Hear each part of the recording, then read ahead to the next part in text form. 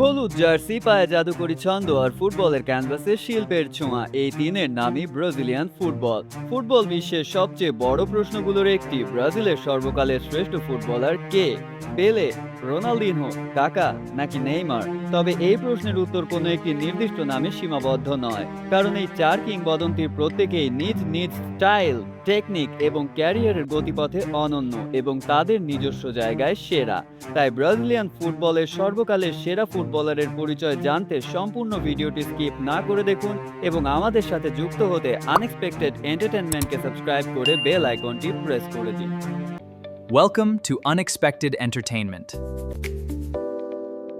প্রথমেই আসে ফুটবলের একমাত্র সম্রাট এবং ফুটবলের এক এবং অদ্বিতীয় ঈশ্বর পেলের সেকশন, যার ছিল নিখুঁত কার্যকারিতা এবং তিনি ছিলেন ফুটবলের সম্রাট। ফুটবলের প্রথম এবং একমাত্র কিং পেলেই দেখিয়েছিলেন কিভাবে নিখুঁত কার্যকারিতা আর ড্রিবলিংকে একসুতোই গাঁথা যায়। পেলের খেলার টেকনিক কোনো ফ্যান্সি ট্রিকের ওপর দাঁড়িয়ে ছিল না, তা ছিল সময়ের চেয়ে এগিয়ে থাকা অসাধারণ দূরদর্শিতা, দুই পায়ে সমান দক্ষতা এবং যে কোনো পজিশন থেকে অবিশ্বাস্য গোল করার ক্ষমতার উপর ভিত্তি করে। ক্যারিয়ারের ফিনিশিংয়ে তিনি উপহার দিয়েছেন 3টি বিশ্বকাপ আর সহস্রাধিক গোল, যা তাকে করেছে ফুটবলের চিরন্তন সম্রাট। তারপরে আসে সদা আনন্দময় রোনালদিনহোর সেকশন, যিনি দিয়েছেন ফুটবলের আনন্দ ও ছড়িয়েছেন ফুটবলের নান্দনিক শৈল্পিক জাদু। পেলে যদি হন সম্রাট, রোনালদিনহো তবে ফুটবলের বিশুদ্ধ আনন্দ। ফুটবল মাঠে রোনালদিনহোর খেলার স্টাইল ছিল স্রেফ এক রঙিন উৎসব। প্রতিপক্ষকে বোকা বানাতে তার অনন্য টেকনিক, ইলাস্টিকো এবং নো লুক পাস আর হাওয়ায় ভেসে থাকা বলকে বশ করার ক্ষমতা বিশ্বের কোনো ফুটবলারের ছিল না। 2002 বিশ্বকাপ, ব্যালন ডি'অর এবং চ্যাম্পিয়ন্স লিগ জিতে ক্যারিয়ারের চূড়ায় পৌঁছানো রোনালদিনহো জয় করেছিলেন প্রতিপক্ষের হৃদয়ও। তিনি প্রমাণ করেছেন ফুটবল কেবল জয়ের জন্য নয়, ভালোবেসে আনন্দ ছড়িয়ে দেওয়ারও খেলা। তৃতীয়ত আসে ফুটবলের রাজপুত্র এবং সত্যিকারের জেন্টলম্যান কাকার সেকশন। তিনি ছিলেন আধুনিক, ও যার খেলায় ছিল রাজকীয় গতি।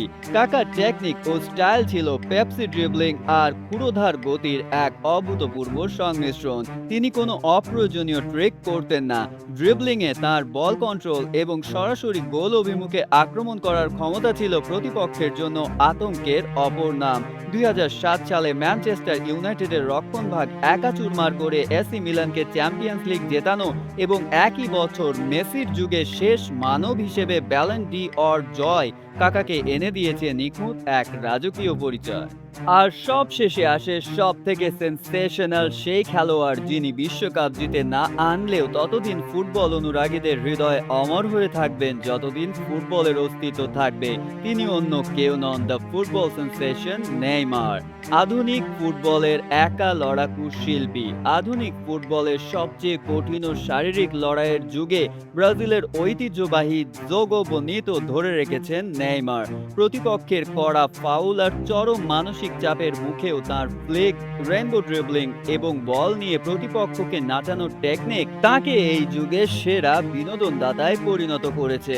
পেলের মতো মহাতারকাকে টপকে ব্রাজিল জাতীয় দলের সর্বকালের সর্বোচ্চ গোলদাতা হওয়াটা তাঁর ক্যারিয়ারের অন্যতম নিখুঁত অর্জন। ইনজুরি আর সমালোচনার ঝড় সামলেও ব্রাজিলিয়ান ফুটবলের ঝান্ডা একাই উঁচিয়ে রেখেছেন তিনি।